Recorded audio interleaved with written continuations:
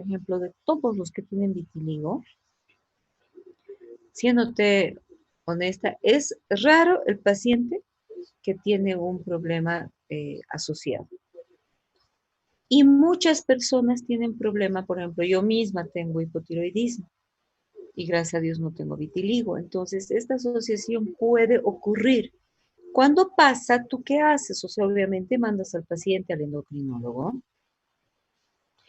tiene que empezar su tratamiento, dependiendo de la patología que tenga, entonces hará su tratamiento endocrino y uno mantiene el tratamiento dermatológico. Eso de que, por decirte, si tiene un hipotiroidismo, ya le das el Eutirox, ¿no? Entonces, si es que tu paciente va a mejorar del vitiligo porque esté tratando la tiroides, mira, mi experiencia, la posibilidad es la misma que si no tuviera hipotiroidismo y haría ese tratamiento. Tratar vitiligo es complicado, es un reto. Y cuanto más extenso, más bilateral, más generalizado sea, y en caso ya que sea universal, obviamente es mucho más difícil. Por eso es que si ustedes ven en Magaña, te da inclusive el pronóstico. Te dice cuáles pueden tener fenómeno de Koebner, cuáles no, cuáles pueden estar asociados a enfermedades autoinmunes, cuáles no. Entonces tú ya tienes ahí, digamos, una clasificación más práctica en relación a esto. Y vitiligo puede presentarse en cualquier lugar del cuerpo, como también en folículos pilosos y en mucosas, ¿no? De ahí que el tratamiento es bien complicado. O sea, el tratamiento no solamente es dermatológico, el tratamiento también tiene que ser llevado a la parte psicológica de tu paciente.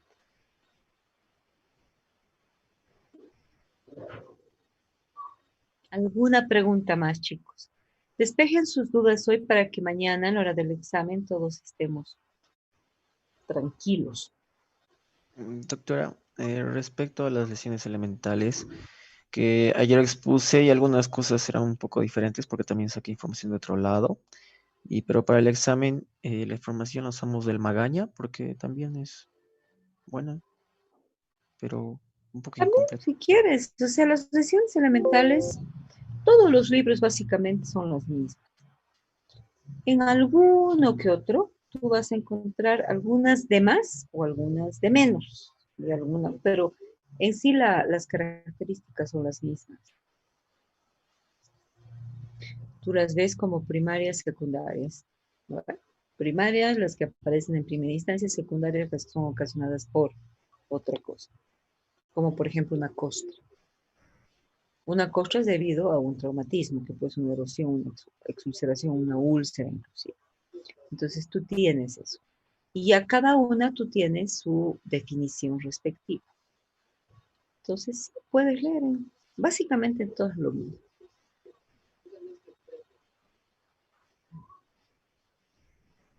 ¿Qué otras dudas, chicos? Doctora, en cuanto a la dermatitis de contacto, se mencionaba que por sus fases de evolución tenía diferentes lesiones y en la subaguda, ¿qué se presentaban? Porque decía entre ambas, entre crónica y aguda, ¿qué lesiones más podemos encontrar? Mira, en sí, en todo proceso de dermatitis, no solamente en la dermatitis de contacto, tú puedes tener, o más bien tienes fase aguda, subaguda y crónica. En la aguda he hecho una captura, ¿no ve? Justamente porque sí, presenta muchas, hasta ampollamiento, puedes tener vesículas, eritema, edema. Y la fase crónica se caracteriza por una sequedad, un engrosamiento del epidermis, ¿con qué? Con hiperkeratosis, liquidificación. La fase subaguda es esa fase que, obviamente, es la siguiente a la aguda y es la que antecede a la crónica. Entonces, es una fase más de tipo exudativa, donde las vesículas, las ampollas tienden a reventar solas generalmente. Entonces, más de tipo exudativa, esa sería la palabra. Exudativa, de escamosa, una fase que ya puede ser un poco más seca, inclusive si tú quieres, porque ya revientan las ampollas. pero no llega a ser hiperkeratosis y no llega a ser liquenificación. Entonces, por eso es bueno.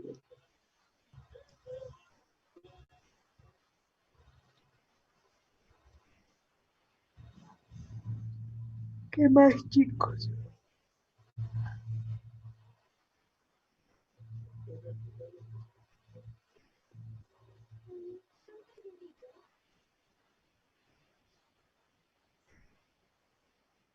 ¿Qué dudas más tienen?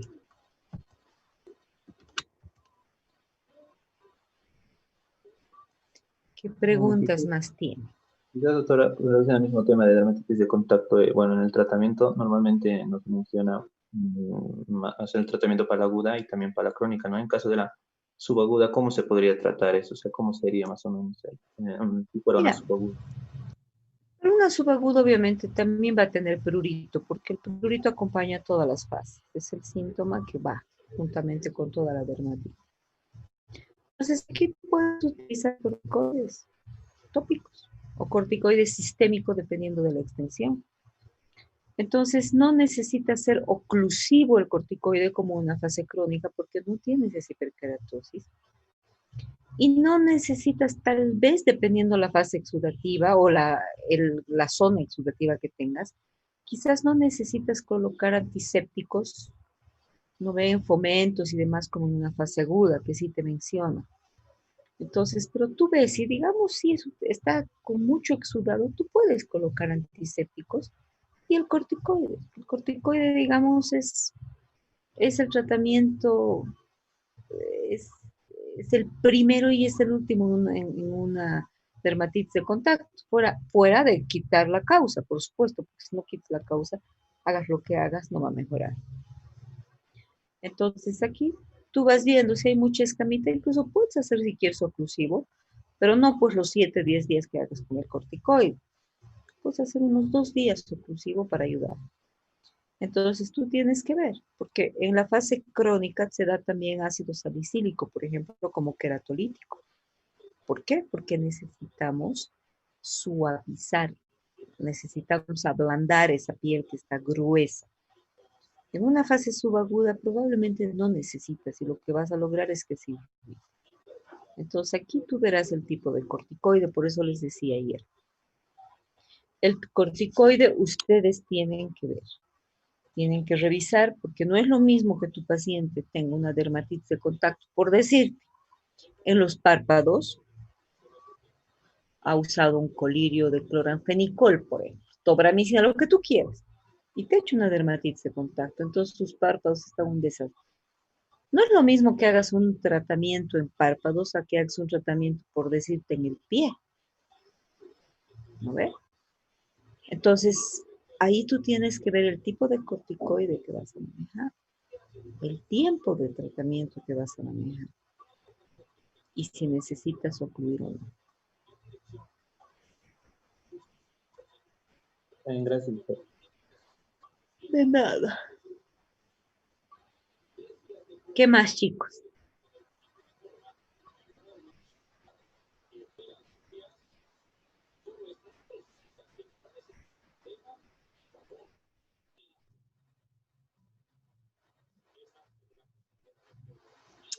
No. La dermatitis de pañal viene a ser otra entidad, porque la dermatitis de pañal puede ser por contacto, porque puede ser un pañal el que te cause. Entonces, ahí sí se trata de una dermatitis de contacto en la zona de pañal. Pero la pañalitis, que también se la llama dermatitis de pañal, en realidad es por el pipí y la caca. Así de simple. Porque no les cambian con la regularidad que se debería. Y obviamente, pues, son excrementos, o sea, es algo que tu organismo elimina porque no lo necesita. ¿Y qué ocurre? Que irrita la piel. Entonces, ¿cuál es la finalidad de un pañal? Es ser impermeable. Y cumple la finalidad, entonces mantiene el pis, la caca, en la zona, irrita la piel porque tienen amoníaco, tienen varios químicos. Y la piel de un niño es una piel sumamente delicada, de unos más que de otros, por supuesto. Entonces, la pañalitis, si bien puedes, como te digo, dependiendo si es el pañal o lo que sea, hacer una clasificación aparte de una dermatitis de contacto, a mi juicio se la maneja y se la trata distinto. Porque la mayor parte de las veces que yo he visto no es el pañal. Es el hecho de dejar al niño mucho tiempo sucio. Entonces aquí, ¿cuál sería el tratamiento? Obviamente el cambio continuo, el cambio a cada momento. Se hace pipí, tú tienes que cambiar a esa criatura inmediatamente.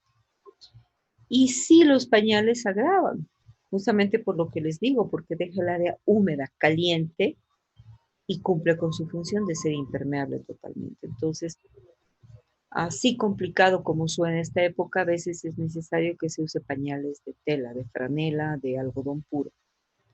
¿Por qué? Porque el mismo tejido, la tela va a ser menos agresiva que un pañal. Además, porque ni bien se ensucie, la mamá ya lo va a cambiar. Entonces, cuando están con pañal, tú no sientes, pues antes a la vez por el peso o el olor, ¿no? Que ya te muestra. Entonces, sí, aquí hay que tener mucho cuidado. Por eso es que cuando los niños hacen diarreas, obviamente las pañalitis son más frecuentes. Ahora, si el niño tiene amebas, por ejemplo, ahí te hace una amebiasis cutánea. Yo he visto niños con piel, así carne viva, sangrando de la zona de pañal. Atroz. Terribles casos atroces que te parte el alma, porque te imaginas cuando hace pis lo que le arderá a esa criatura. Entonces, ¿por qué? Porque tienen amebas. Entonces, a veces uno como dermatólogo toca hacer el diagnóstico también de una enfermedad infecciosa, ¿no? Gastrointestinal. Entonces, por eso, ahí lo que toque, pero lo primero es establecer tu diagnóstico. Y hay niños que son sumamente sensibles de la colita. Terribles, terribles. Como les digo, he visto casos que sangraban. La mamá les abría el pañal y había sangre en el pañal. O sea, sangre viva. Atroz las pobres criaturas. ¿Qué más, chicos?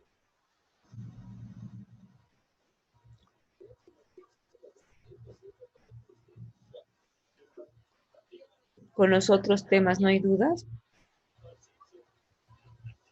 Doctora, para el tratamiento de la psoriasis, en los casos leves a moderados, menciona que se puede usar la luz ultravioleta artificial, pero en caso de que el paciente no tenga acceso, se podría usar la luz natural por 2 horas, creo que desde las 11 hasta las 1 de la tarde más o menos. Sucede que tanto en la psoriasis como en el vitiligo te menciono un tratamiento que se llama PUVA, que es un soraleno más una radiación UVA. El sol tiene UVA, UVB, C y D. UVA y UVB pasan. UVC y la D no pasan porque la capa de ozono está impidiendo esto, que deben ser rayos más agresivos. Entonces, ¿qué pasa? Que si tú en tu país, en tu ciudad, dispones de radiación UVA, es buena. O sea, tú puedes hacer el tratamiento. Son como cabinas, esos teléfonos antiguos se ubican, que tú ingresas y obviamente se gradúa cuántos nanómetros de luz de intensidad le va a pasar. Ahora, por ejemplo, para vitiligo en manos, las cabinas hagan de cuenta una caja de zapatos, así con un huequito. Entonces uno introduce las manos, gradúas también y te da la radiación. Que eso, varios pacientes míos, por ejemplo, se han traído porque hay en otros países y si tú puedes traer, no son tan pesados. Mira. En nuestro país no hay VA como cabina en sí. Entonces, ¿qué usamos nosotros? Un método que se llama Weckermann, que es usar un soraleno más el sol, que es la UVB, y UVA, bueno, que ambos tienen. Entonces, aquí, ¿qué pasa? Que tú le das un soraleno, puede ser sistémico, 5-metoxisoraleno, 8-metoxisoraleno, es decir, traga el paciente la tableta, o puede ser local.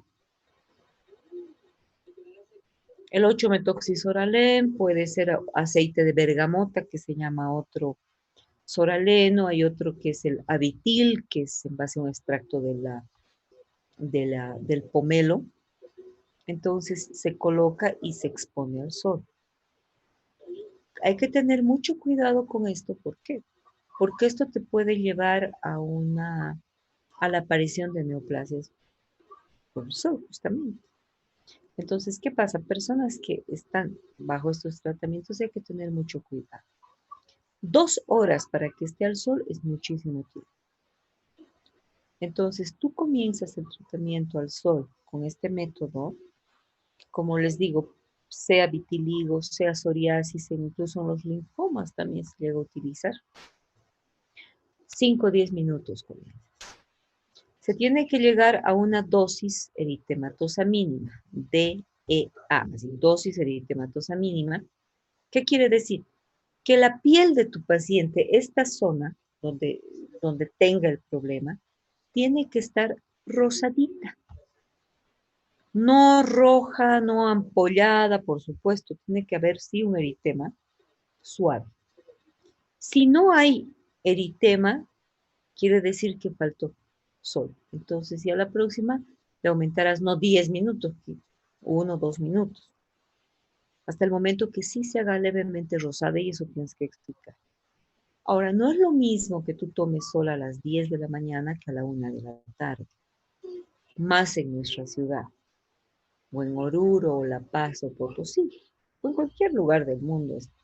Ahora el sol bueno, aquí en nuestra ciudad sí es terrible, incluso en días como hoy, que está seminublado, ¿no es cierto? Y son días que la gente piensa que no se quema. Son días que tú te puedes quemar hasta más porque estás más como segura de caminar en la calle y que porque está nublado no atraviesa el sol igual atraviesa. No se olviden que estamos a más de 2000 metros sobre el nivel del mar. Entonces, cuando tú estás al nivel del mar, hasta el bronceado es distinto, pues te broncea bonito, suavito, dorado. Aquí te quema. Los que son morenos saben, están 10 minutos y la piel ya se pone sumamente oscura y hiperpigmentada. Los que somos blancos sabemos, nos ponemos colorados, nos ponemos rojos.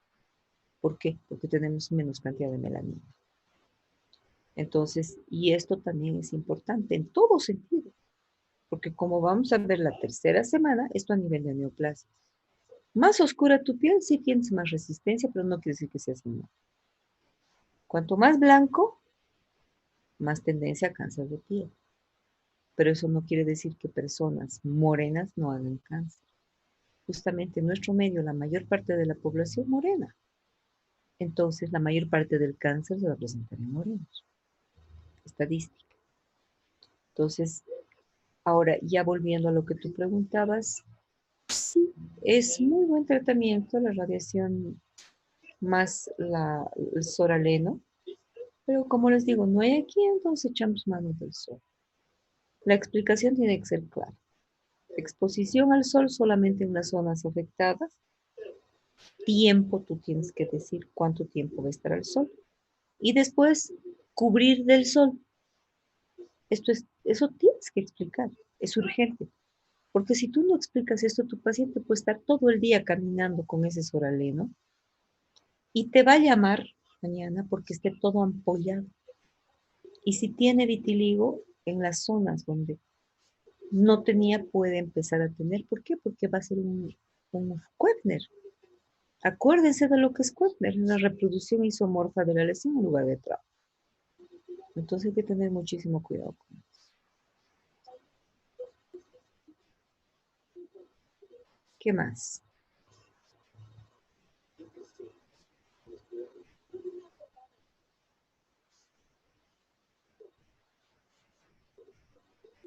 ¿Qué más, chicos?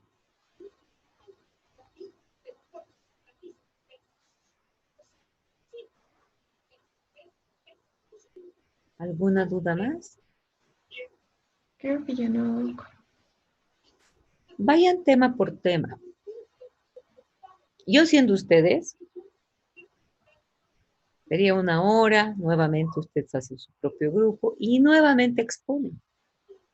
Y los otros a la mala hagan preguntas, no a la mala, no significa que por humillar ni nada, pero pregunte, porque a veces porque yo no quiere preguntar, no, nadie ha nacido sabiendo. Y con cada grupo yo voy aprendiendo también un poquito más. O sea, aprendemos todos los días. Entonces, pregunten, el que ha expuesto, pregúntenle qué es esto, cómo es. Si no sabe ese momento, leen y todos. Entonces, de esa forma les va a ir mejor. Vean los métodos diagnósticos. Vean cómo se hacen los diagnósticos. Por ejemplo, para dermatitis atópica, ¿qué criterios necesitas? En dermatitis de contacto, ¿qué es lo que buscas? Para psoriasis, dependiendo la psoriasis. Revisen, hay algunas psoriasis que sí tú tienes la etiopatogenia clara. ¿Cuál es? ¿Cuál es la localización? Según la psoriasis varían los diagnósticos diferenciales. No es lo mismo el diagnóstico diferencial de una psoriasis palmoplantar que el de una psoriasis inversa. Obvio que es diferente. ¿Ve? Entonces, por ejemplo, tampoco va a ser el diagnóstico diferencial de una dermatitis de contacto en cuero cabelludo que una dermatitis de contacto en la palma. Van a ser diagnósticos diferenciales totalmente distintos por la localización. Y en vitiligo harás diagnóstico diferencial ¿con qué? Con manchas, máculas acrómicas, hipocrómicas o hipopigmentadas. Obvio. Si es un prurigo, dependiendo del prurigo. Si es un prurigo nodular o prurigo de Hyde, que es el prurigo feroz, que es un prurito como el compañero de ustedes que ayer explicó, él dijo, puede llevar al suicidio. ¿Se acuerdan? Porque si yo me acuerdo, ustedes tienen que acordarse. ¿No ve? Que eso dijiste. Entonces, ¿por qué? Porque es tan frito el escozor. O sea, se convierte en algo tan fastidioso que no te permite vivir. Si te quieres... Hay gente que se mete el cuchillo. Yo he visto, chicos, se meten cuchillo.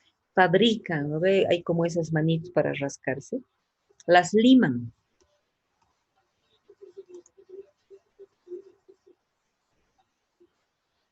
Las liman. ¿Para qué? Para no poder lastimar, sino para poder aliviar un poco. Vean también en urticaria, qué características clínicas tiene la urticaria. Hay una triada en la urticaria. Entonces, estas características de la urticaria, por ejemplo, y esta triada que se llama de Lewis. ¿Qué es esto? ¿Qué es un dermografismo? Porque yo les voy a preguntar. Ustedes me han mencionado varias cosas, no les he preguntado. Ahora mañana sí me va a tocar.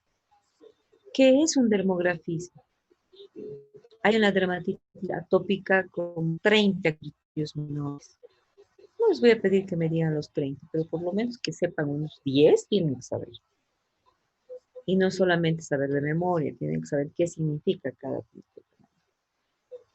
Entonces, eso sí es importante. ¿Ya? ¿Alguna pregunta más?